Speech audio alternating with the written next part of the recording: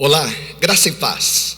Que prazer poder estar com você novamente, compartilhando a palavra de Deus e proclamando as bênçãos do reino para você e para a sua família.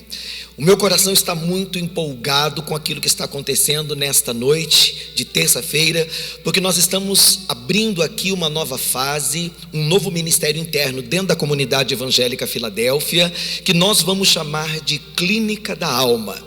Quando você procurar no YouTube, você vai encontrar o título Mentes Restauradas, porque este é o propósito do nosso coração, trabalhar esta área específica da sua vida, que é a sua alma. Quando nós falamos em alma, normalmente na Bíblia, nós estamos falando desta área da psique, da mente, dos pensamentos, dos sentimentos, das nossas vontades, desejos. E nós temos um alvo, um propósito, que é trabalhar de maneira mais efetiva, mais específica nesta área, para os membros e também para os não membros da comunidade. Dentro da comunidade, assim como nós já temos um trabalho específico na área de libertação, chamado Escada da Fé, nós teremos um trabalho específico para aconselhamento, atendimento. Nós costumamos chamar de cura interior, mas nós vamos chamar dentro da comunidade de Clínica da Alma, que para mim é um nome forte e expressa bem aquilo que nós desejamos oferecer, não só para os membros da comunidade, mas para você que vai ter acesso a todo esse conteúdo através das nossas redes sociais, especialmente o nosso canal no YouTube.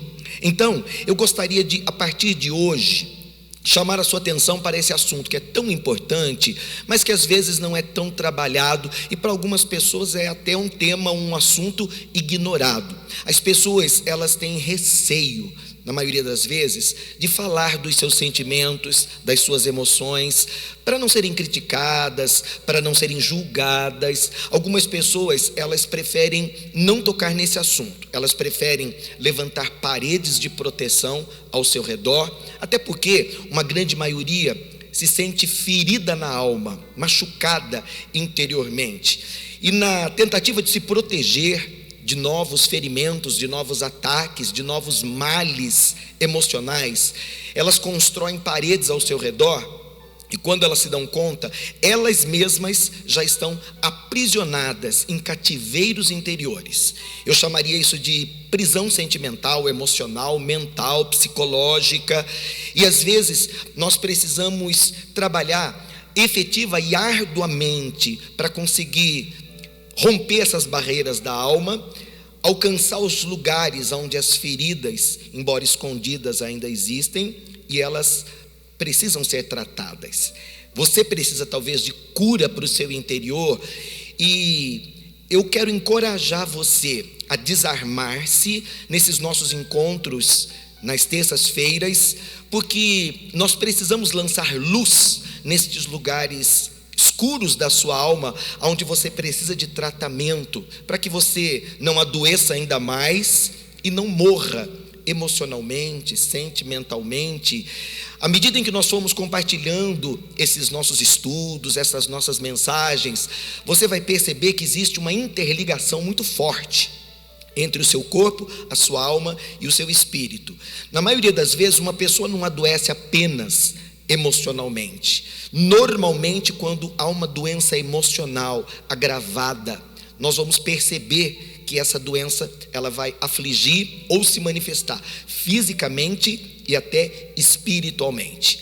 Na medida em que eu for compartilhando essas mensagens com você, você vai descobrir na sua própria história de vida, pensando na sua infância, adolescência, juventude, quem sabe na sua maioridade, que você carrega com você lembranças, memórias, traumas, dores que nunca foram tratadas, passaram ignoradas, despercebidas ou até mesmo propositalmente esquecidas, porque sempre que você lembra delas, você sofre novamente. Então, é necessário que nós criemos esse elo de confiança para que você se desarme, para que você abra o seu coração e comece a receber, a partir de hoje, na nossa Clínica da Alma, o tratamento que você precisa para voltar a ser feliz.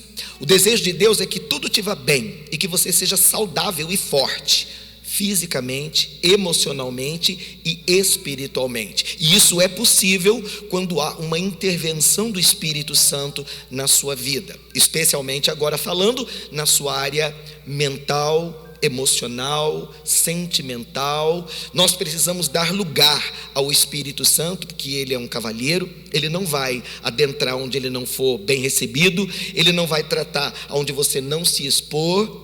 E mesmo que você seja uma pessoa que tem um relacionamento com Deus, que serve ao Senhor, isso não isenta você de ter males ou doenças ou dores emocionais não tratadas.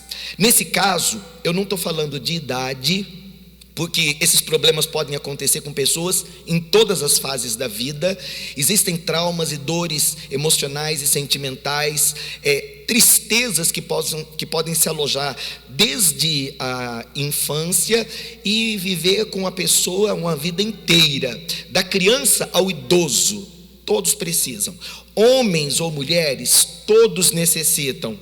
Com um relacionamento ou sem um relacionamento com Deus, se faz necessário nós expormos à luz da palavra de Deus as suas emoções, os seus sentimentos, para saber se realmente existe saúde, doença, se há feridas, se há necessidade urgente de nós intervirmos, ou se você tem talvez alguma coisa mais branda, mais leve, que sozinho mesmo você vai conseguir resolver na sua busca em Deus. Ou se esse problema estiver agravado, você talvez precise de ajuda de um conselheiro, de um mentor, de um ministro do evangelho, alguém que possa aconselhá-lo, ouvi-la, alguém que possa tratá-lo, abençoá-la através da ministração na palavra de Deus. A maioria das pessoas, elas querem soluções rápidas para os problemas que elas estão enfrentando em qualquer esfera que seja. Mas eu não quero propor isso para você, uma fórmula. Eu não quero dar aqui para você 1, 2, 3 passos para você se autolibertar ou para você se ver livre desse problema. Eu quero me debruçar em cima desse assunto e eu quero trabalhar primeiro provocando em você um desejo de querer saber se há ou não algo na sua vida que precisa de um tratamento mais profundo. E eu já vou lhe adiantar, na maioria das vezes há. Na maioria das vezes existem coisas que emocionalmente não foram bem resolvidas ao longo da caminhada e que precisam ser tratadas. Eu tenho ensinado à comunidade que crises, elas não são contornadas, elas são enfrentadas, elas são tratadas para que elas realmente possam ser resolvidas e vencidas. Então, eu queria que antes de dizer para você o que fazer, eu queria ajudar você a identificar se, ouvindo, por exemplo, passagens bíblicas, histórias bíblicas, existem coisas semelhantes na sua vida com as que eu vou apresentar. E de repente você vai ouvindo detectar, puxa, eu nunca havia dado atenção para esse aspecto da minha vida que eu até ignorei, achei que não fosse importante, relevante, mas agora olhando, à medida em que a palavra de Deus está sendo exposta, à medida em que a palavra de Deus está sendo anunciada, revelada ao meu coração, identificou coisas que pareciam ser apenas coisas minhas, mas que agora eu percebo, outras pessoas vivenciaram, sofreram, mas também resolveram através de uma intervenção de Deus. Da mesma forma, eu posso ser ajudado, ministrado, abençoado e até liberto emocionalmente se eu me expor ao mesmo tratamento com que elas foram tratadas pelo Espírito Santo. Orando a Deus para abrir essa nossa clínica da alma, esse nosso tema, mentes restauradas, o Espírito Santo trouxe ao meu coração que eu deveria falar um pouco com você a respeito de um grande profeta chamado Elias. Talvez você esteja pensando, puxa bispo, mas se você vai falar de alguém comum como eu, não seria melhor você ter escolhido um personagem mais simples? Você vai falar logo do profeta Elias, que foi um dos mais significativos profetas do Velho Testamento. É muito importante que você observe uma declaração de Tiago a respeito de Elias. A Bíblia diz que ele era um homem sujeito às mesmas coisas que nós. Isso significa o quê? Que embora ele fosse tão cheio do Espírito, embora ele fosse tão usado por Deus, ele era alguém que estava exposto às mesmas dificuldades, crises, necessidades, e da maneira como ele foi atingido de uma maneira tão forte no seu emocional e quase morreu. Eu queria que você parasse e prestasse atenção naquilo que aconteceu com alguém que para nós é quase um super-herói na fé, mas que na prática era alguém tão sujeito aos males e aflições desse mundo, como nós também somos. O Espírito de Deus me inspirou a falar com você a respeito de Elias. Eu não posso ler todos os textos que falam de Elias aqui com você, porque nós não temos tempo, mas você pode marcar, e se não quiser marcar, pode voltar a ver esse vídeo novamente, e você vai ter aqui os textos para você conferir e ler. No primeiro livro de Reis, no capítulo 17, 18 e 19, você vai encontrar um pouco da história de Elias, que eu vou mencionar aqui nesse nosso primeiro encontro. Há mais textos na Bíblia que citam Elias, mas eu estou mais focado nesses 2 ou 3 capítulos, de 1 Reis 18 e 19, embora no 17 você também vá ouvir falar dele. Deus usou o profeta Elias num momento muito difícil para a nação de Israel. Eu digo que era até um momento crítico. Se você ler os capítulos, você vai perceber que os profetas de Deus estavam sendo perseguidos e mortos. Havia um distanciamento do povo de Deus, do próprio Deus, e eles estavam cocheando entre 2 pensamentos. Ora, eles olhavam para Deus e dependiam dele, ora, eles serviam os deuses, entre eles um chamado Baal, que era considerado o deus da fertilidade, o deus que abençoava as colheitas. E isso, claro, eram os povos ímpios que conviviam com o povo de Deus, e principalmente era uma investida de uma rainha chamada Jezabel, casada com Acabe, que era rei de Israel. Por conta de Acabe e da mulher dele, Jezabel, a lei de Deus estava sendo subvertida. O povo estava se afastando de Deus, sendo levado para apostasia e até para idolatria, o que era absolutamente condenável pelo Senhor. E por conta disso, tantas derrotas sobrevieram sobre o povo. E o próprio Deus se levantou usando Elias, o profeta, para avisar o povo que as consequências do pecado deles se manifestaria. Houve uma seca. Por conta dessa seca, miséria e fome. E foi o próprio Deus quem disse: Elias, anuncie que o meu juízo está sobre a terra. E desde que Elias orou, parou de chover. Embora eles tentassem recorrer a Baal, eles não encontraram êxito, e a terra foi assolada naqueles dias por conta do pecado do povo, da dureza do seu coração e daquela influência destruidora de Jezabel e do rei, o seu marido Acabe. Foi nesse momento de enfraquecimento da fé que Deus levantou o Elias para confrontar o pecado do rei e também para levar o seu povo ao arrependimento. Era realmente um momento muito crítico. Eu não vou dar detalhes aqui da história, mas você sabe que no capítulo 18, Elias fez um desafio para os profetas de Baal e também para os profetas de Azerá, levantando um altar no Monte Carmelo, e esse era o desafio: o Deus que responder por fogo, esse é o Deus verdadeiro. Você conhece a história?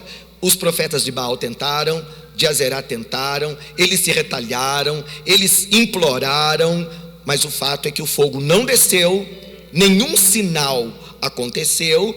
Então Elias entrou em cena, ele orou e ele disse ao Deus de Israel, ao Deus vivo e verdadeiro: Tu és o Senhor, eu sou o teu servo e fiz o que o Senhor me disse segundo a tua palavra. A Bíblia diz que ele estava orando quando o fogo desceu do céu e consumiu o holocausto. Todo o povo que estava ali no monte caiu de joelhos gritando: só o Senhor é Deus, só o Senhor é Deus e só o Senhor é Deus. Aquele momento foi um momento de grande vitória, um momento de êxtase e de grande alegria para o profeta Elias. Ele imaginava que, com um sinal tão evidente do poder de Deus, da sua identidade como todo-poderoso, revelada na frente de todo o povo, que Jezabel e Acabe recuariam, o povo abandonaria Baal e a idolatria, deixaria de perseguir os profetas do Deus vivo e verdadeiro.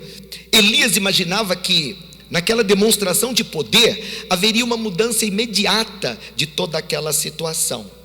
Só que na prática, se você conhece o texto, você vai saber que não foi isso que aconteceu.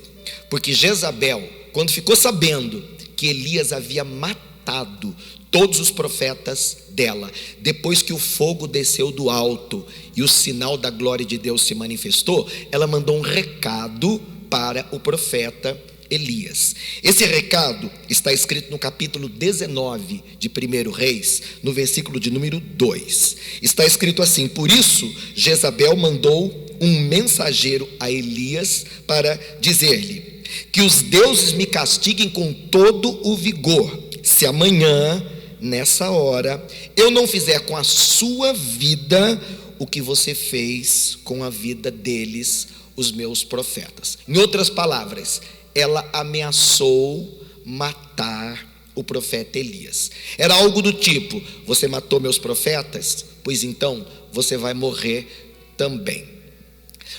É tão interessante, queridos, que Elias se mostrou um homem tão forte naquele momento. E eu estou falando no momento do confronto lá no Monte Carmelo, quando o fogo desceu.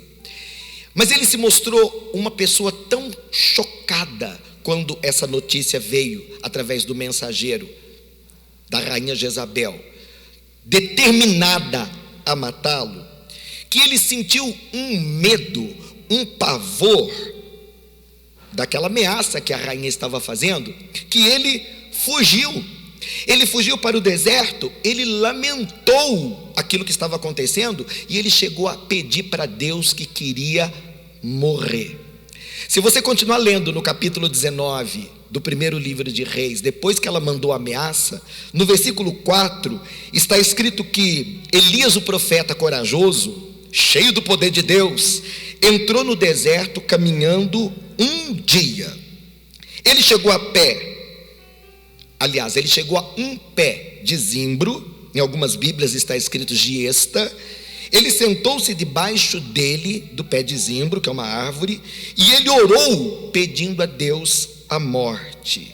Ele disse: já tive o bastante, Senhor, tira a minha vida, porque eu não sou melhor do que os meus antepassados.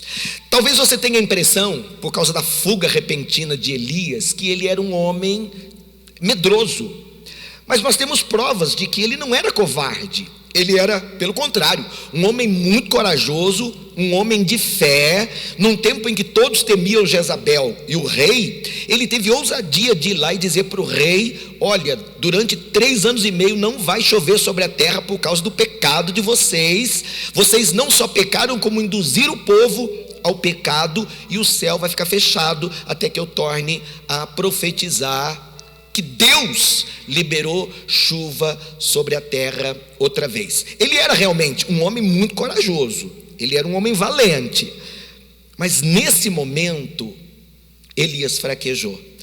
Houve um momento em que ninguém queria falar contra o rei ou a rainha, com medo de ser morto, porque realmente eles matavam os profetas que se levantavam contra eles.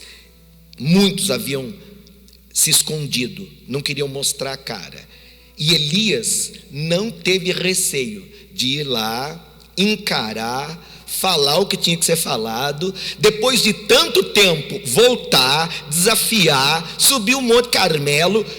E você sabe que ele não só fez o desafio, como ele chegou a debochar de Baal, porque era um pseudo-deus, não era Deus coisa nenhuma.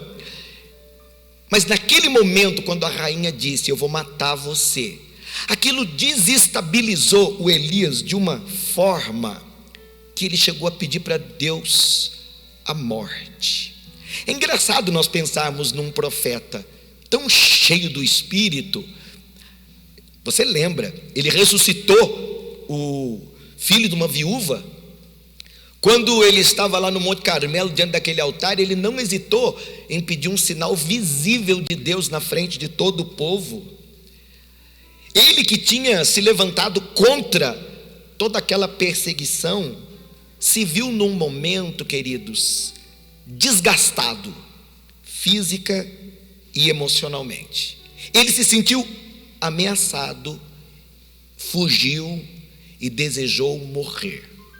Eu queria que por um momento você pensasse comigo que algumas pessoas que já se mostraram em algum momento da vida tão fortes e corajosas diante de determinadas situações, podem fraquejar diante de determinadas situações inesperadas, e mesmo sendo pessoas de Deus, que têm um relacionamento real com Ele, podem se sentir abaladas, física, emocional e espiritualmente. Eu nunca vou falar de maneira separada, embora a clínica da alma tenha um foco, nós temos que trabalhar a questão da alma. Eu preciso que você perceba que esse assunto nunca deve ser tratado à parte do corpo e do espírito, porque nesse caso aqui, Elias, o homem de Deus, sujeito às mesmas coisas que nós, está absolutamente abalado com o que está acontecendo. Ele se mostrou tão corajoso num determinado tempo, tão firme e convicto, e agora ele parece todo desorganizado, e ele começa a demonstrar sintomas de fraqueza física, emocional e espiritual. O primeiro sintoma que ele mostrou ou demonstrou é um alerta para mim e para você. Se você me perguntar, bispo, qual foi a primeira reação de um homem de Deus, e ele poderia ser qualquer pessoa, inclusive uma pessoa sem relacionamento com o Senhor, quando ela está enfraquecida, física, emocional ou espiritualmente, um dos primeiros sintomas que ela vai demonstrar é isolamento. Fique atento a toda atitude de isolamento, seja em você ou nas pessoas de dentro da sua casa, as pessoas do seu convívio. O isolamento é uma das primeiras reações diante de situações que nos ferem emocionalmente. Essa foi a primeira atitude de Elias. Ele quis se isolar. Se você está acompanhando comigo o raciocínio, você percebeu que ele foi para o deserto. Ele saiu caminhando e foi para um lugar onde ele pudesse ficar longe de tudo e de todos. Quando você lê o texto ali, embora o texto bíblico nem sempre fale do jeito que a gente fala normalmente, mas o que ele quis dizer ali, na hora que ele estava fugindo, na hora que ele estava indo se isolar, basta, chega, eu não quero saber de mais nada, eu estou cansado. Por um momento, Elias se sente incapaz de mudar aquela situação que estava à sua frente. E quantas vezes, querido, eu e você não nos sentimos assim? Chega, para, eu não dou conta, eu não sou capaz de lidar mais com isso. Isso chegou no meu limite, no meu extremo. Eu não vejo possibilidade de mudança. Para mim acabou. Chega, eu não quero mais saber. A primeira reação de Elias, demonstrando a doença emocional que havia alcançado seu coração, foi falta de ânimo diante da situação e uma vontade de se esconder. Esse isolamento não é comum. Uma hora ou outra, eu e você queremos um pouco de sossego, então não é incomum que você diga, quer saber? Vou trancar minha porta e vou ficar um pouquinho sozinho, que é para recuperar minhas energias, para descansar, talvez eu precise de um sono reparador, para poder encontrar ânimo e enfrentar os meus problemas. Só que essa falta de ânimo aqui do Elias, ela é incomum. Essa falta de ânimo, ela está acompanhada de uma falta de perspectiva de algo melhor. A impressão de Elias é que não adiantava lutar. A coisa não vai mudar, a coisa não vai melhorar. O que está na cabeça do profeta naquele momento: eu estou desistindo. O isolamento foi a primeira reação, ou o primeiro indício de que Elias estava deprimido diante daquilo que estava acontecendo. E eu quero chamar a sua atenção para esses sintomas, porque eles podem indicar para nós alguma coisa importante para a qual nós devemos dar atenção. Você tem se sentido assim? Com vontade de se isolar de tudo e todos? É esse sentimento que você tem guardado dentro de você, que talvez você não compartilha, mas em relação a determinadas situações, algo do tipo: já basta, eu estou cansado, eu não quero mais lidar com isso, eu já não tenho mais ânimo para insistir com essa coisa, eu não vejo perspectiva de algo melhor, eu não vejo perspectiva de mudança.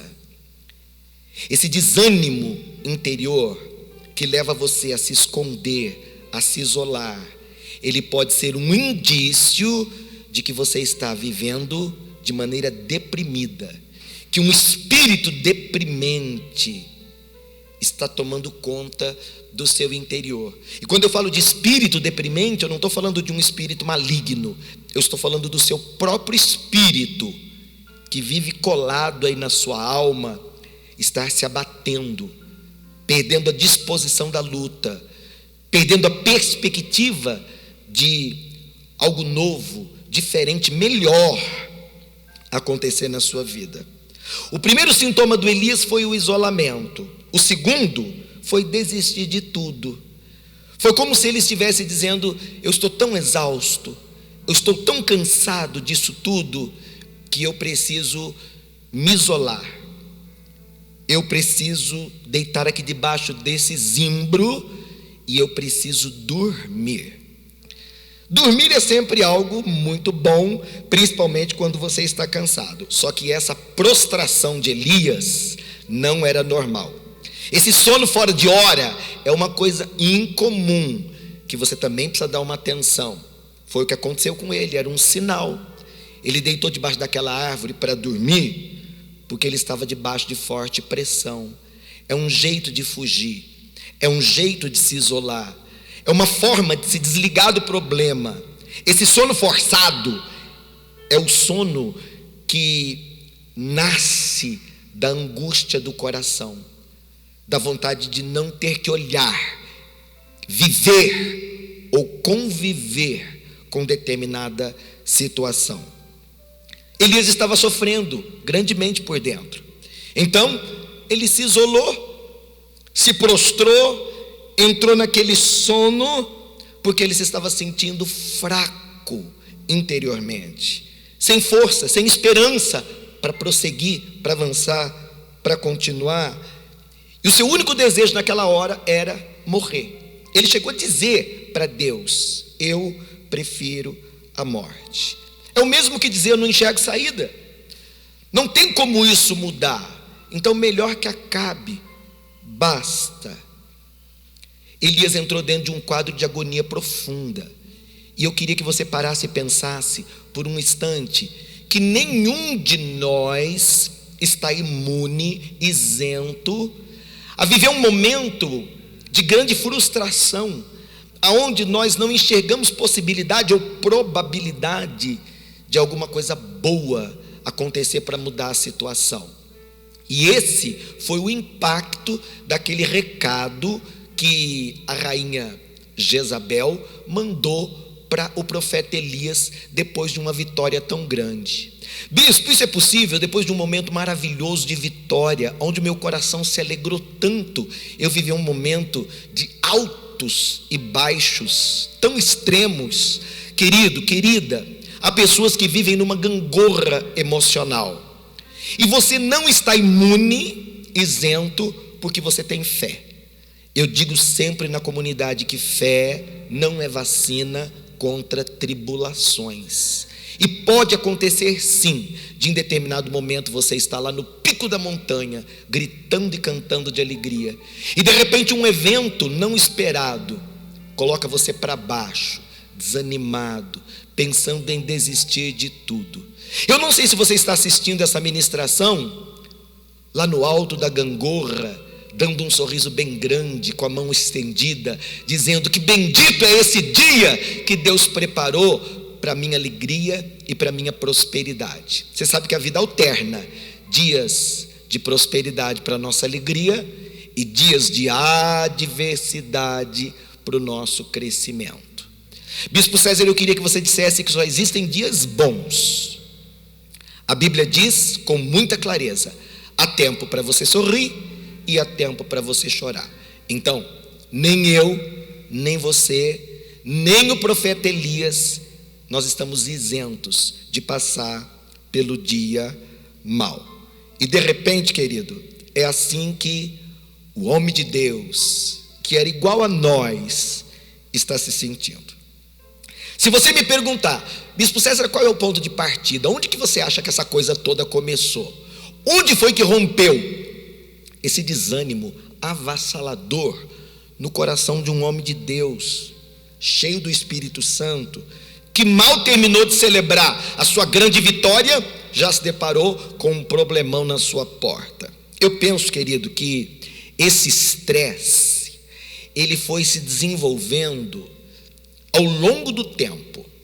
Se você pegar a história lá do começo, no capítulo 17, quando Deus chamou e o Elias encarou o rei Acabe e avisou que ia parar de chover, ele vai viver algumas experiências particulares. Ele vai um tempo para a beira do ribeiro, em Querite, você lembra? Quando ele foi sustentado por corvos e bebia água do ribeiro, até que o ribeiro secou. Lembra que o Senhor mandou ele para a casa da viúva, e ele foi, aconteceu um milagre, e enquanto aquela palavra produziu comida, bebida, ele foi suprido na casa da viúva, até que o Senhor disse: vai e profetiza. Isso, querido, é 3 anos e meio, sem chuva, seca absoluta, miséria e morte. Se você pensar que ele enfrentou naquele monte 450 profetas mentirosos, fora os profetas de Azerá, porque esses eram de Baal, todos eles foram mortos à espada. Elias, tomado por um poder sobrenatural, enfrenta todo aquele povo. Imagina você a adrenalina, o estresse que ele está vivendo naquele momento. Eu imagino que o pico do estresse foi causado por aquela situação acumulada ao longo de anos, enquanto o povo, mesmo padecendo, continuava cocheando entre 2 pensamentos. Ora eles pensavam em Jeová, ora eles pensavam em Baal. E a Bíblia diz que Elias era um homem zeloso das coisas de Deus. Para ele era insuportável a ideia do povo de Deus dar as costas para o próprio Deus e servir a Baal, que era um Deus mentiroso, enganoso, uma farsa. Aquilo não descia, sabe, aquela coisa que não dá para engolir, não dá para aceitar. Elias, sendo um homem zeloso das coisas de Deus, ele considerava inadmissível que o povo estivesse vivendo daquele jeito. Ele estava numa profunda indignação, e nem mesmo a vitória, quando o fogo desceu, foi suficiente para provocar uma mudança significativa, nem na rainha, nem no rei e nem no povo. Isso para o Elias foi o fim, porque ele achava na cabeça dele que depois daquela evidente demonstração de poder, o povo que se ajoelhou e gritou: só o Senhor é Deus, vai se levantar arrependido, não vai mais aceitar o engodo, a mentira de Jezabel e de Acabe. Só que, infelizmente, depois da grande vitória veio a ameaça. Jezabel não está arrependida, Acabe não está arrependido, e o povo continua entre 2 pensamentos, inclusive perseguindo e matando os profetas de Deus. Aquilo, querido, foi um choque violento para o qual Elias não estava preparado. Eu diria que Elias caiu numa profunda depressão. Você sabe que muitas pessoas não aceitam essa coisa de depressão como sendo doença física, psicológica e às vezes até com um fundo espiritual. É importante que você saiba que não é vergonhoso você assumir que tem sofrido por causa de uma doença, seja ela física, emocional ou espiritual. Eu não sei se você acompanha as estatísticas, mas a depressão, ela é considerada um mal do século 21. Aqui no Brasil, nós temos pelo menos 10% da população brasileira diagnosticada com depressão. É muita pressão, é muito estresse, é muita cobrança, é muita competição, é muita guerra na qual todos nós estamos envolvidos o tempo inteiro. São muitos os embates e as batalhas envolvendo o corpo, a alma e o espírito. E não é difícil que um descrente ou um crente caia em depressão. E eu penso que foi isso que aconteceu com Elias. Ele se viu deprimido, ele se isolou, ele se sentiu profundamente angustiado e ele chegou no ponto em que ele pediu a Deus: eu quero morrer. Eu mesmo, num seminário que eu faço de identidade divina e destino profético, compartilho com os seminaristas quando eu faço um momento da minha vida em que eu experimentei a depressão profunda e que cheguei inclusive a orar pedindo para Deus que eu não queria mais viver, que eu preferia morrer a ter que viver daquele jeito. Se você me perguntar, no caso do Elias, você acredita que essa depressão, ou possível depressão, ela aconteceu por quê? Eu penso que foi uma combinação: desgaste físico, emocional, espiritual, advindos de um estresse tão grande que culminou numa crise de pânico. Ele saiu desesperado, andando desgovernado, desorientado na direção do deserto, porque tudo que ele queria era sumir, se isolar e entrar num sono para não ter que acordar e enfrentar o mundo, a realidade de tudo aquilo que estava acontecendo. Olhando para o texto, eu consigo enxergar claramente um quadro de desequilíbrio em todas as esferas na vida de um homem cheio do Espírito de Deus, que era o profeta Elias, um dos mais significativos profetas do Velho Testamento. Me faz pensar nas palavras de Jesus Cristo em Mateus, no capítulo 26, no versículo 41, quando ele diz: o Espírito de fato está pronto, mas a carne, ela tem a sua fraqueza. Queridos, me ouçam, todos nós somos de carne e osso. Eu sou de carne e osso, você é de carne e osso, todo mundo que convive com você é de carne e osso. Nós não somos apenas espírito. Isso significa o quê? Que o espírito realmente pode até estar cheio, mas nós temos uma carne, um corpo físico que se desgasta, que se abate, que pode adoecer, e uma alma que pode, na sua fraqueza, se desorganizar internamente e ficar doente, tanto quanto na vida espiritual. Se você me perguntar: bispo, a vida na maior parte do tempo ela é justa ou ela é injusta? Eu sempre digo, a impressão que eu tenho é que na maior parte do tempo a vida é injusta. Então, nós vamos ter que aprender a lidar com as crises da vida, independente daquilo que acontecer. Nesse caso, me parece que Elias não estava preparado para viver aquele momento. Alguém vai pensar assim: mas espera lá um pouco, bispo, esse homem não é de Deus? Sim, mas se ele é de Deus, ele não estava ali a serviço do próprio Deus? Sim, estava. Mas por que isso tudo estava acontecendo com ele? Eu volto a dizer para você as palavras que disse Jesus Cristo enquanto esteve aqui na terra: eu tenho dito isto para que vocês tenham paz. No mundo tereis aflições. Tende bom ânimo, porque eu venci o mundo.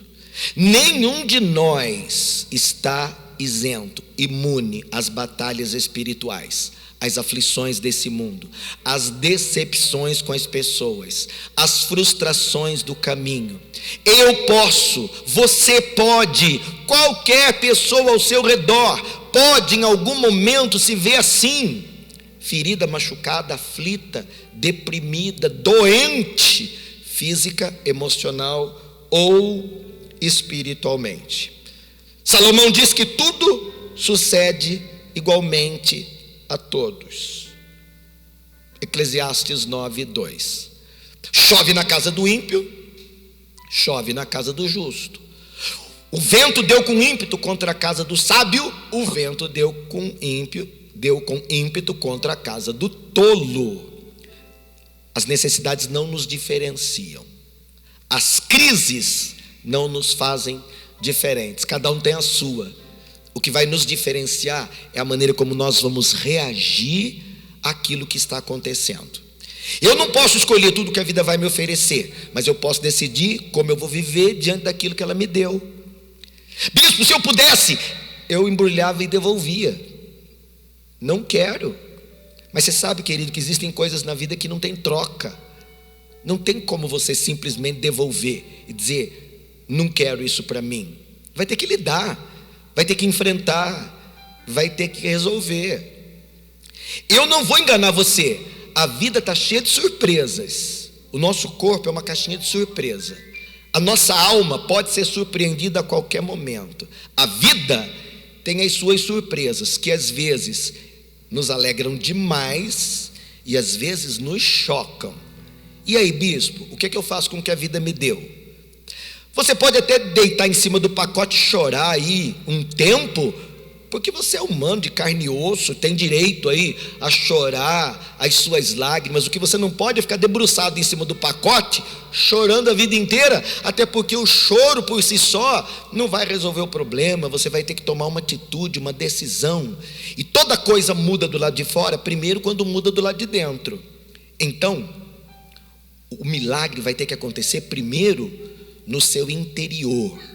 A cura vai ter que romper de dentro para fora, para que você encontre ou reencontre a força, a capacidade mental, a unção espiritual, a disposição física para enfrentar o que tiver que enfrentar, lutar com o que tiver que lutar, e em nome de Jesus vencer aquilo que pode ser vencido, se você tomar uma posição.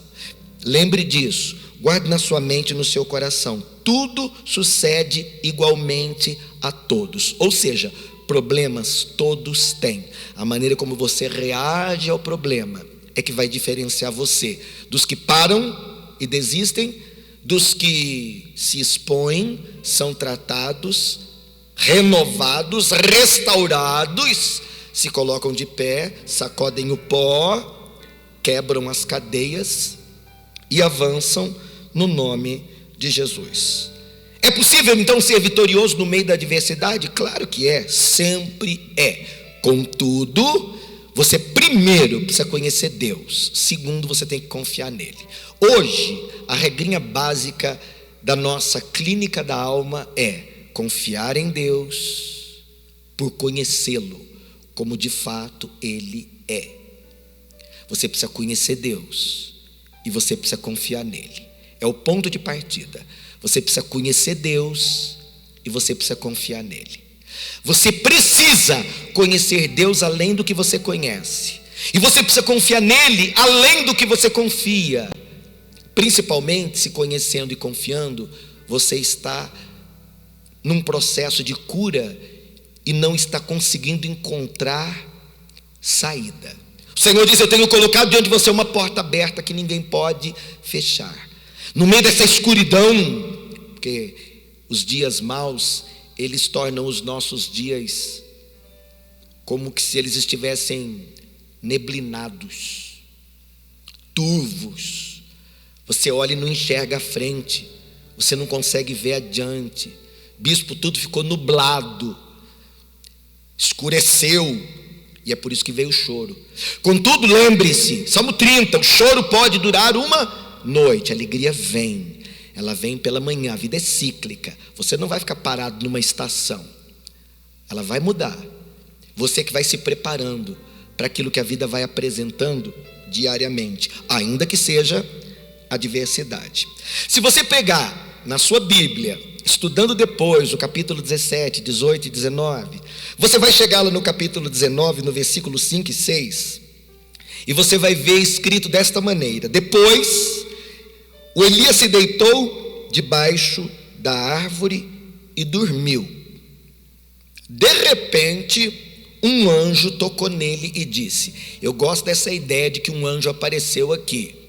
Quando Jesus Cristo estava no jardim do Getsêmani, em profunda agonia, foi quando ele suou sangue, a Bíblia diz que um anjo apareceu lá para fortalecê-lo. Nesse caso, houve uma intervenção sobrenatural. Quem é esse anjo aqui?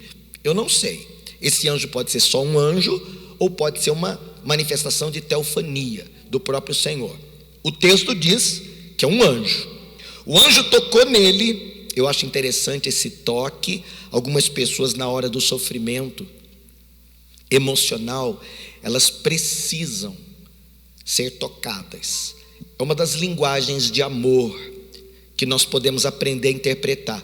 Para algumas pessoas faz diferença o toque, a presença. Nesse caso, o anjo tocou nele e o anjo disse: levante-se e coma.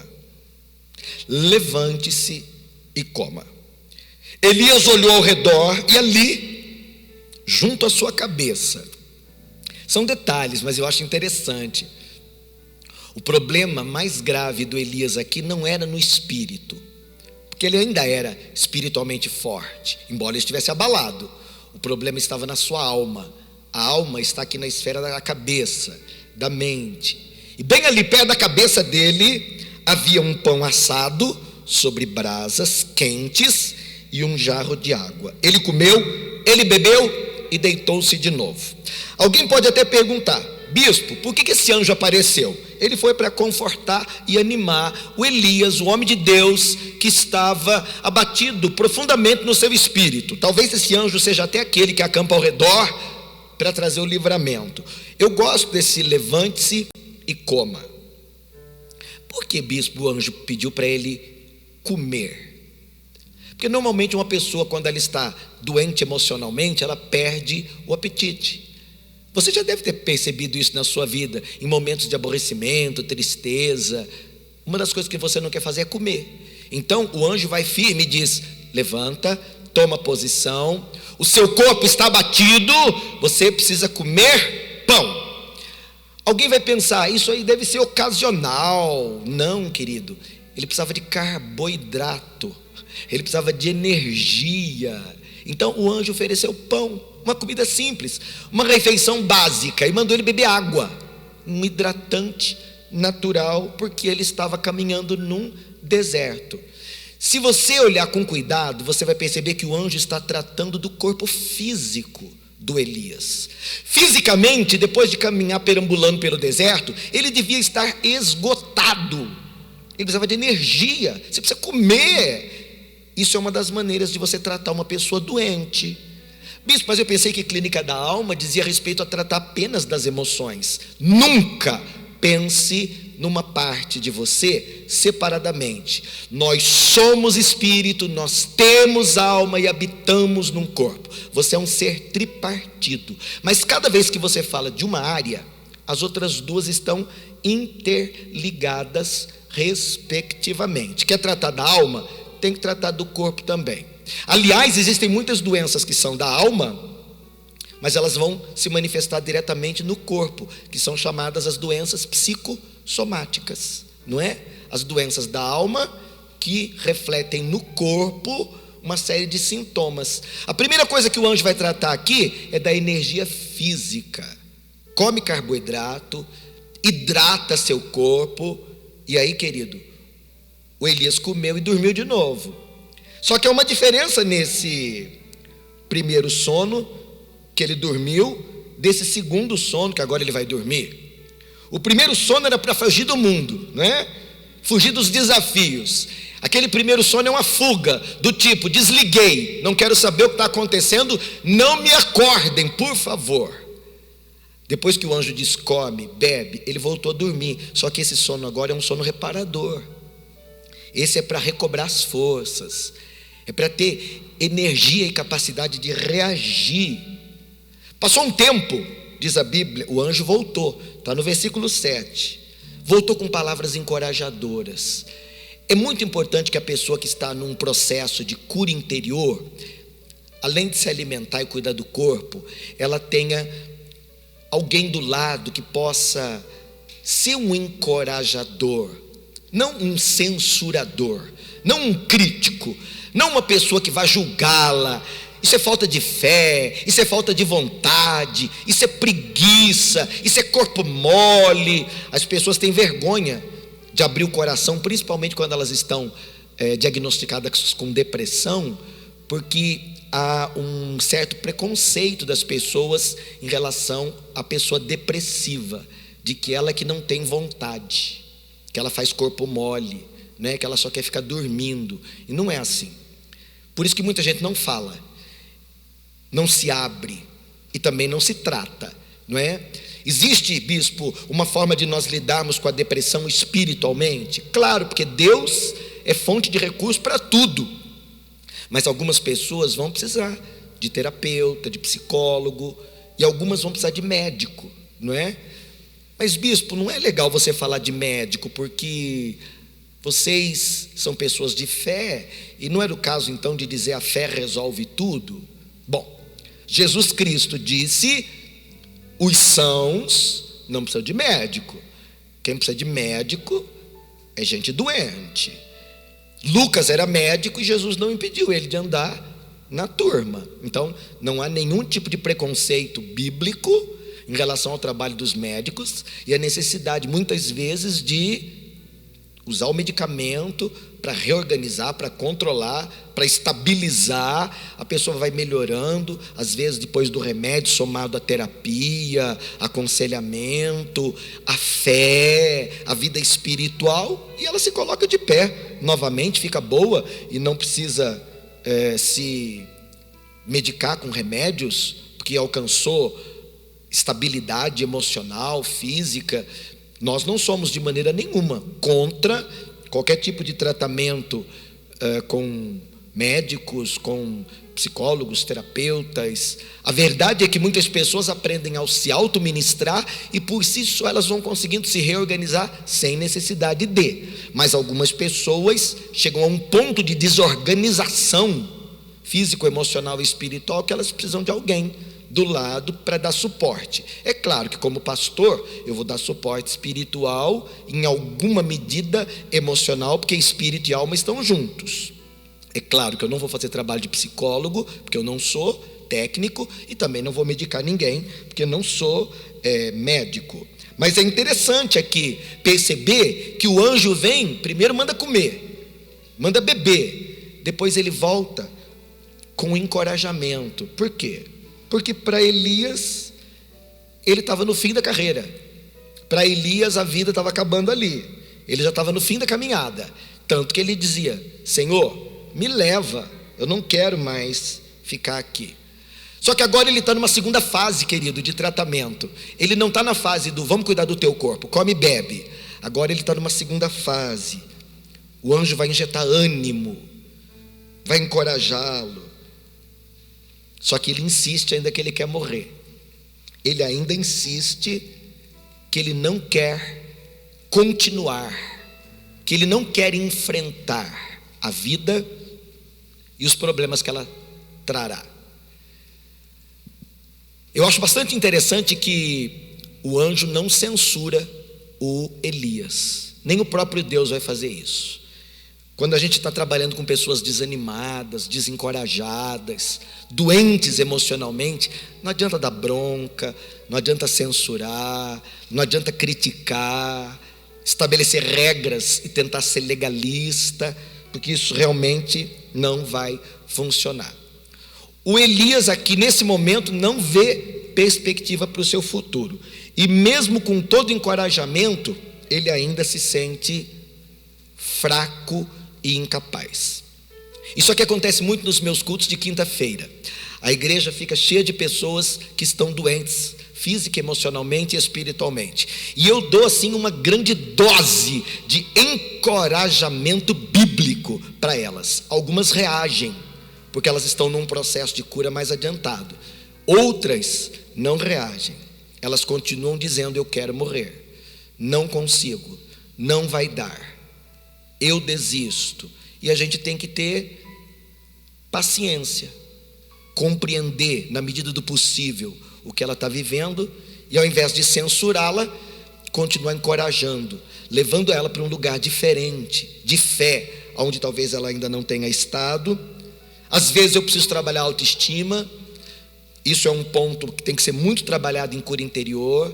Tem pessoas que têm baixa autoestima, elas não têm confiança em si mesmas, elas são inseguras, e assim como às vezes aquilo levou uma vida inteira sendo construído, a gente precisa de tempo para desconstruir e reconstruir. Às vezes o processo de restauração é longo e dá trabalho, e a gente tem que se esforçar no sentido de não desistir da pessoa, tentando fazer ela acreditar que vale a pena insistir e não convém desistir.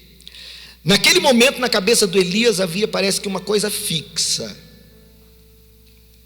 vamos parar por aqui, para mim chega. E o que o Espírito de Deus está fazendo naquele momento na vida do profeta, através do anjo, é dizer: sua vida, ela não acabou, e você, Elias, ainda vai ver o resultado desse teu trabalho. Eu quero dizer isso para você que está me vendo, me ouvindo. Receba essa palavra como uma palavra da parte do Senhor. A sua vida, ela não acabou, e você ainda vai ver o resultado do seu trabalho. Ainda que você diga: basta, chega, não quero, eu estou abrindo mão, jogando a toalha, eu desisto. O Espírito de Deus está me mandando te dizer: eu não desisto. Ainda que a sua perspectiva esteja muito curta e você não esteja conseguindo ver além de um palmo do seu nariz, eu conheço o teu ontem, eu conheço o teu hoje, eu conheço o teu amanhã. E ainda que você queira desistir, eu não desisto. E ainda que você não queira ninguém com você, eu estarei contigo todos os dias até o final. Não adianta você querer desistir e me fazer acreditar que é melhor abandoná-lo.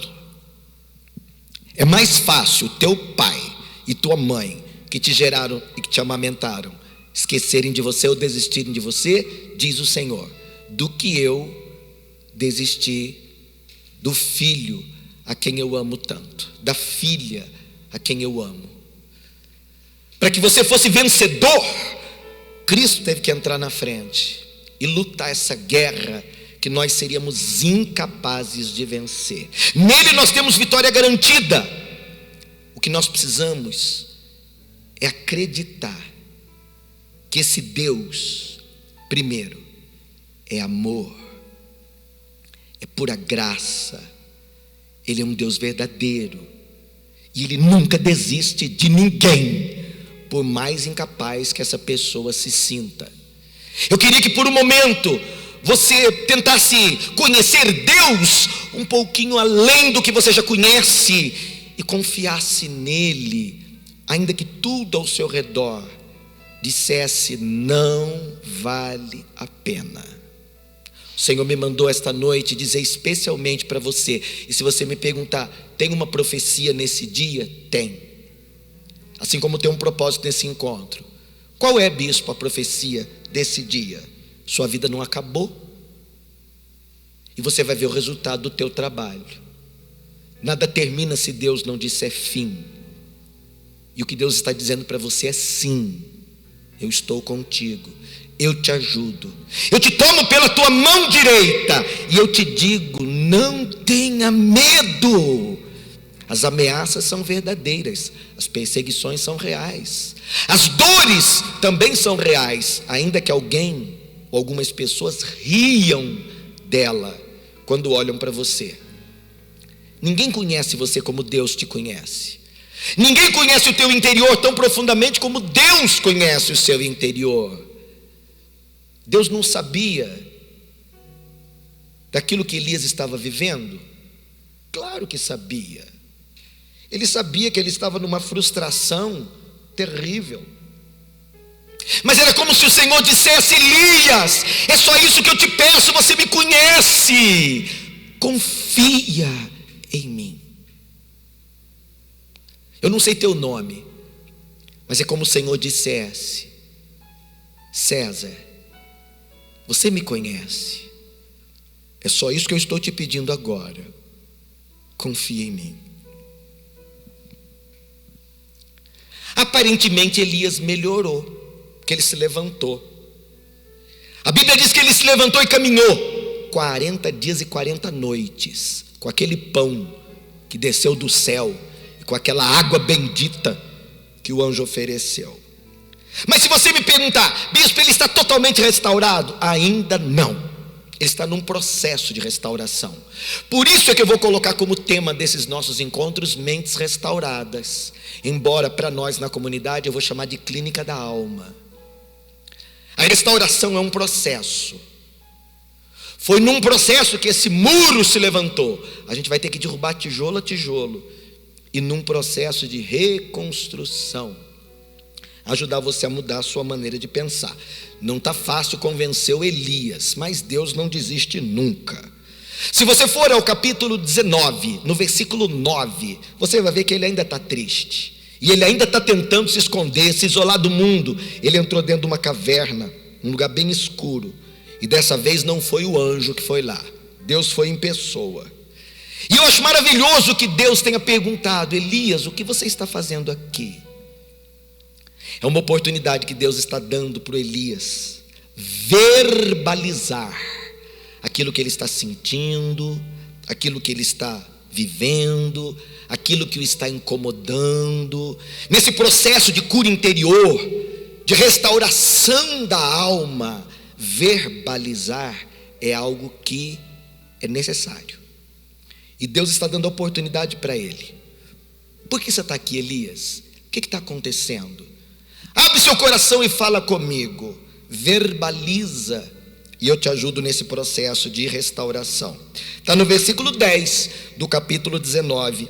O Elias respondeu: eu tenho sido muito zeloso pelo Senhor, o Deus dos exércitos. Veja, eu tenho sido muito zeloso. Eu não disse para você que ele era um homem que realmente tinha temor com as coisas de Deus.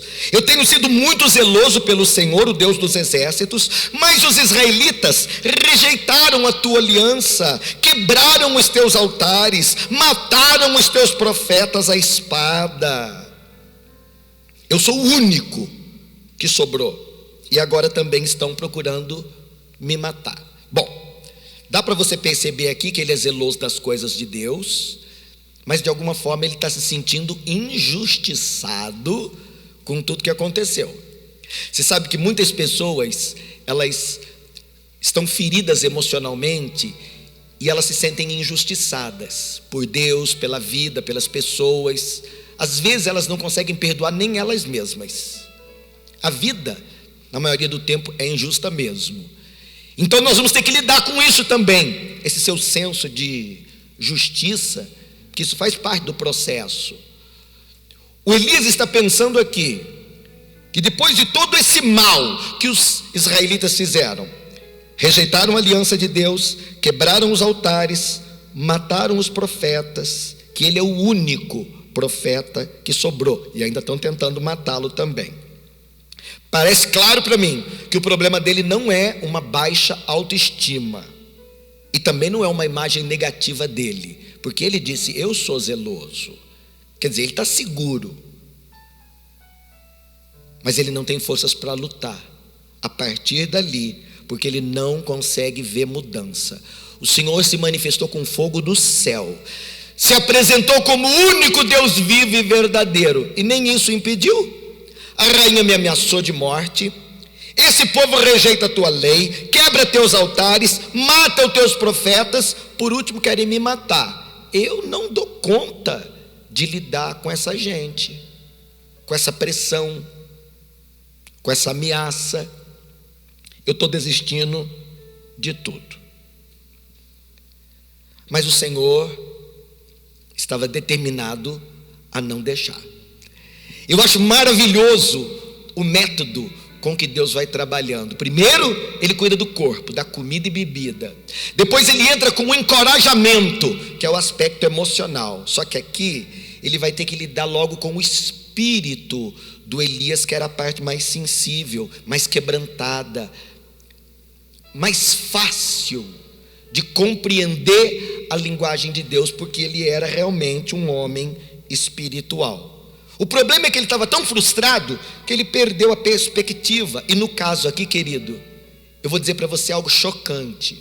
Por um momento, Elias não perdeu só a perspectiva do que era o mundo, mas ele perdeu a perspectiva inclusive de quem era Deus. O Deus que ele invocou e se manifestou com poder. Porque se a fé dele estivesse intacta, ele saberia: o Deus Todo-Poderoso pode fazer acontecer até o impossível.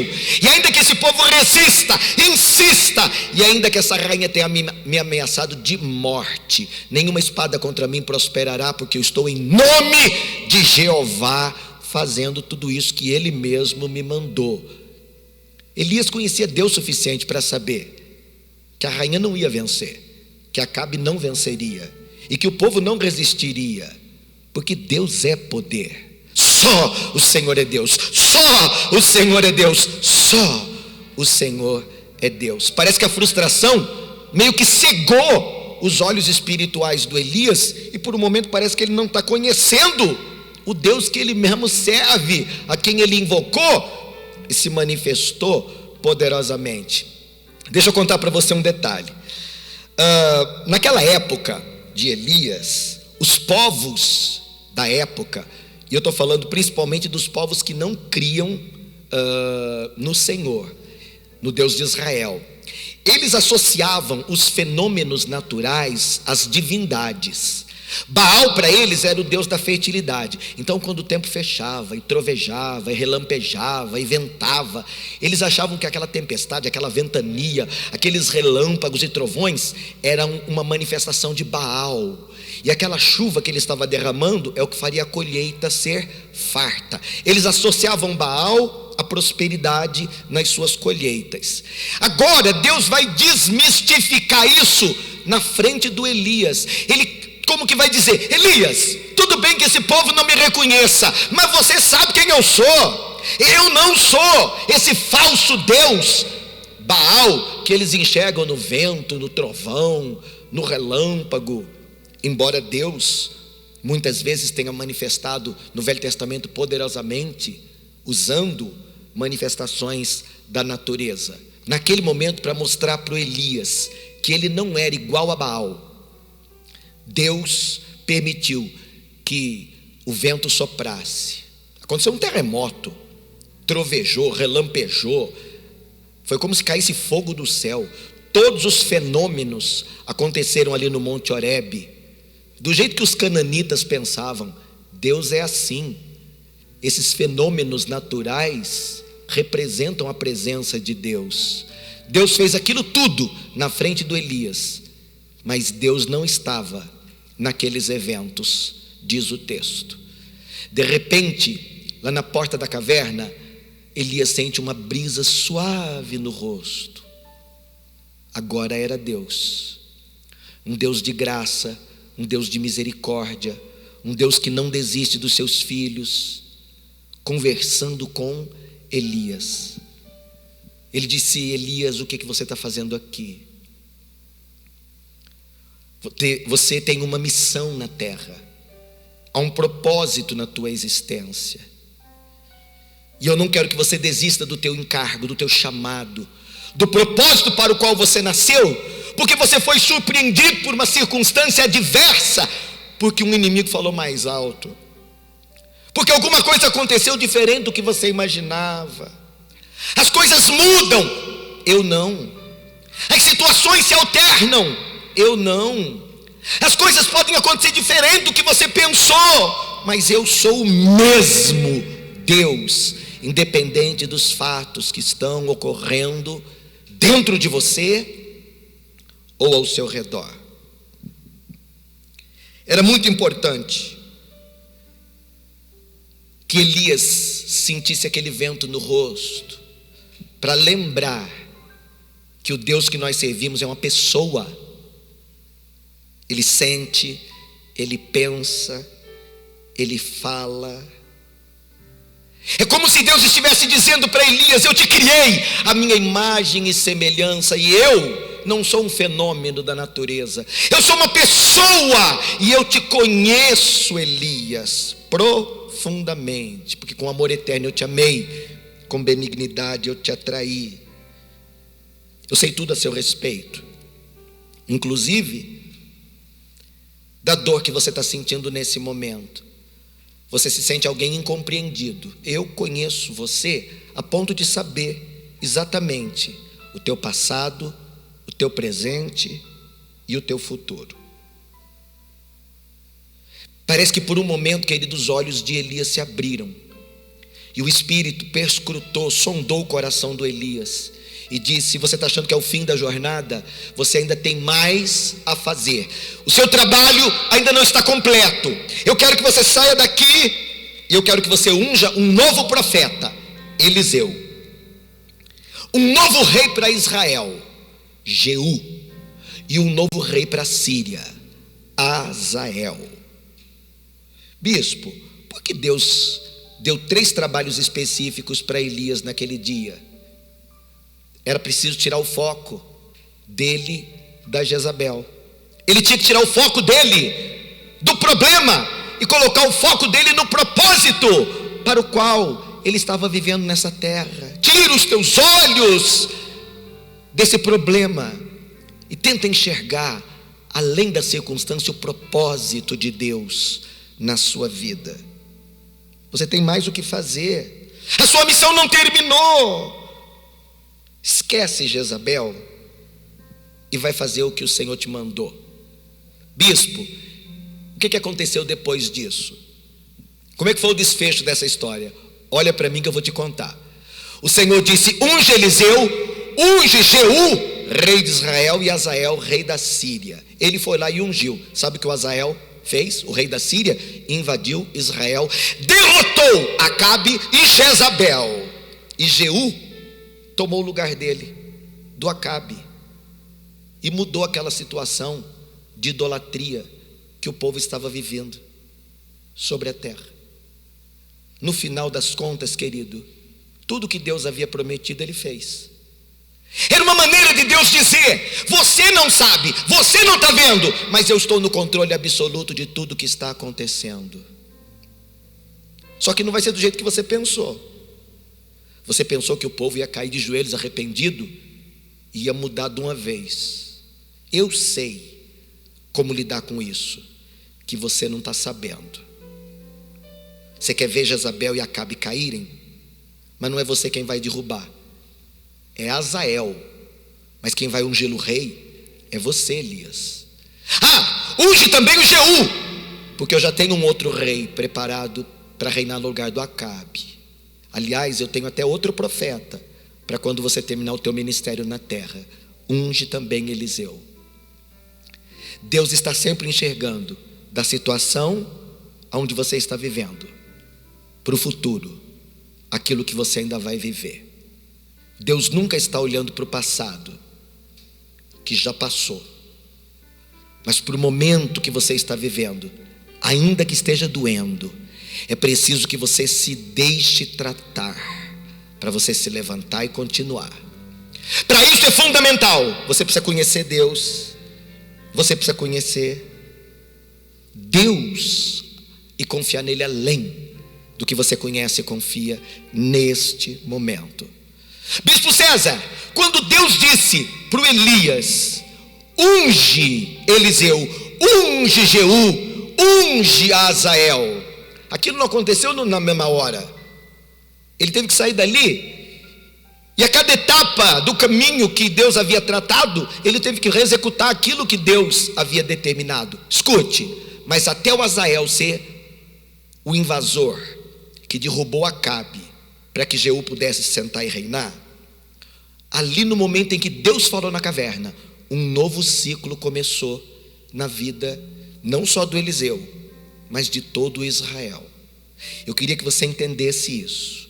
O processo continuou até tudo terminar como Deus planejou, mas o novo ciclo já rompeu quando Deus falou dentro da caverna: Elias, faz o que eu te mandei, tira o teu foco do problema e foca o propósito para o qual eu te enviei. Ali o milagre rompeu. Elias saiu dali debaixo daquela autoridade para poder fazer a vontade do Senhor, que era diferente daquilo que Elias havia imaginado. Eu queria que você não parasse porque as coisas não aconteceram do jeito que você pensou. Eu gostaria que você confiasse no Senhor, de que hoje Ele conversa com você nessa caverna, e eu começo uma clínica da alma, para que algo totalmente novo aconteça na sua história. Vamos marcar esse dia como um novo ciclo, um novo tempo. As coisas não acontecem de repente, elas acontecem num processo, quando se trata da cura da alma. Mas se você conhece o Senhor e confia nele, você pode dispor o seu coração e dizer: Senhor, eis-me aqui. Eu não estou entendendo, muitas coisas não estão tão claras para mim, mas por te conhecer, eu confio. Eu quero ser curado e quero viver o novo que o Senhor tem para mim. Vou terminar antes de orar pedindo para você: se submeta a essa terapia divina, vamos chamar assim? A clínica da alma é uma terapia divina. Toda quinta-feira, se Deus permitir, eu vou me encontrar com você, e eu vou conversar um pouquinho mais daquilo que parece ser uma coisa que só você está vivendo. Elias disse: eu sou o único, até descobrir que havia uma porção de pessoas sendo perseguidas, vivendo seus próprios conflitos, sustentadas pela mesma graça divina. Siga à risca esse tratamento que Jeová Rafá está passando para você hoje. Siga à risca. Primeiro, reconheça: eu preciso de ajuda. A gente não consegue ajudar uma pessoa que não reconhece que precisa ser ajudada. Por isso que ao invés de dar passo 1, 2, 3 para se livrar do problema, eu prefiro pregar para você algumas mensagens nesse início que ajudem você a perceber: eu acho que eu estou precisando de ajuda com algumas coisas que estão acontecendo aqui dentro de mim, e que ao longo da minha vida eu convivi, incomodado, eu suportei, mas sozinho eu nunca resolvi. Eu preciso que você reconheça que precisa ser ajudado para eu poder te ajudar. E segundo, eu vou te pedir: submeta-se à orientação de Deus. Ele sabe melhor do que eu e você de como lidar com tudo isso. Veio o anjo e falou, não resolveu, veio Deus e tratou. Algumas pessoas conseguem ouvir direto de Deus e aplicar, outras precisam de ajuda para interpretar as mensagens. E na clínica da alma nós vamos poder ajudar nesse processo de restauração, inclusive colocando do seu lado um discipulador, um mentor, um amigo mais chegado do que um irmão, alguém que não vai cobrá-lo, censurá-lo, mas ajudá-lo a compreender que isso que você está vivendo tem solução, mas não é em outro lugar, senão em Deus, se você quer vitória completa. Vamos orar juntos? Eterno Deus e Pai, é com alegria que eu estou começando hoje esse ministério da Clínica da Alma, e esta primeira palavra, ela é inspiradora. Eu creio no meu coração que aquilo que para alguns parecia ser o final do caminho, é na verdade um ponto de partida, é um novo ciclo, é um novo momento. Ainda que algumas pessoas desacreditem na possibilidade da restauração, seja da vida pessoal, do casamento, de um relacionamento ou de alguns relacionamentos, é possível que alguns tenham dificuldade até de se relacionar contigo, Deus, consigo mesma, com as pessoas ao redor. Eu quero, Deus, encorajá-la no nome de Jesus e pedir-te: Revela-te a elas de uma maneira mais profunda. Provoca nelas, Espírito Santo, o desejo de te conhecer e ajude-as a não desistir, independente da dor, da dificuldade, da adversidade. Talvez ela mesma tenha construído paredes e esse isolamento onde ela está, mesmo cercada de pessoas, seja um lugar onde ela se sente mais segura, com medo de ser ferida outra vez. Deus, ajude-a a compreender que lidando e enfrentando com a frustração, ela vai crescer, ela vai amadurecer e ela vai se preparar para viver esse mundo cheio de aflições, onde fundamentalmente nós teremos que aprender a confiar no Senhor, a esperar no Senhor, a depender do Senhor, física, emocional e espiritualmente. Eu creio, Deus, que esta pessoa, ela verá o trabalho, o esforço, o sonho, e talvez mais do que isso, Deus, ela verá realizada na sua própria vida o propósito para o qual ela nasceu. E se Deus, de alguma forma, a identidade dela não é clara para ela, se o destino parece indefinido e incerto, eu oro para que nesse processo de restauração de mente, ela encontre o verdadeiro significado para a sua vida, para o seu casamento, para o seu ministério, para cada relacionamento. Eu sei que o Senhor tem coberto esta vida de bênçãos, a bênção de existir, a bênção da maternidade, da paternidade. Talvez Deus, Senhor, tenha concedido a ela empreendedorismo, de maneira, Deus, que ela lidere pessoas. Eu chamo à existência esse potencial, para que esta pessoa curada seja um canal, um instrumento de cura nas tuas mãos. Eu oro, Pai, para que, assim como Elias, esta vida possa ser hoje inspirada por esta palavra, a buscar num único Deus, a tirar os olhos e o foco do problema que ela está enfrentando ou da dor que ela está sentindo, para focar o Deus que a ama e que está oferecendo graça para a sua restauração total. Eu te agradeço por tua fidelidade e bondade e por hoje estar iniciando, nascendo esse ministério na comunidade. Que ele seja, Deus, não só para essa vida que me ouviu, para essa família que está me assistindo, mas que seja para o Brasil e para o mundo, para todos aqueles que querem encontrar em Ti significado e solução para tudo. Assim eu creio, assim eu abençoo, no nome do Pai, do Filho e do Espírito Santo, essa obra de restauração que eu creio já começou e esse novo ciclo que está nascendo, para a glória do Senhor. Que seja assim, no Teu santo e maravilhoso nome. Amém? Amém? Graças a Deus. Eu quero agradecer você por esse tempo juntos que nós passamos. Eu espero que em algum momento Deus tenha falado ao seu coração, identificado você, despertado em você o desejo de sentar no divã de Deus para essa clínica da alma. Nós começamos hoje um processo de restauração de mente e tudo vai ser restaurado segundo a graça do amado Jesus Cristo, aquele que tem nos abençoado todos os dias de forma sobrenatural.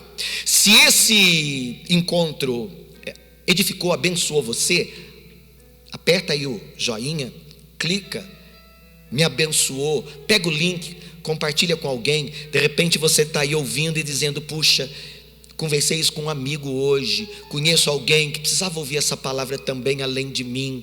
Manda esse vídeo, o link desse vídeo para ela. Me ajude a semear restauração através da Clínica da Alma e desse encontro nas noites de terça-feira. Se Deus permitir, terça a gente se encontra outra vez às 19h30, o que para mim vai ser um prazer. Continue abençoado, no nome do Pai, do Filho e do Espírito Santo. Um grande abraço para você.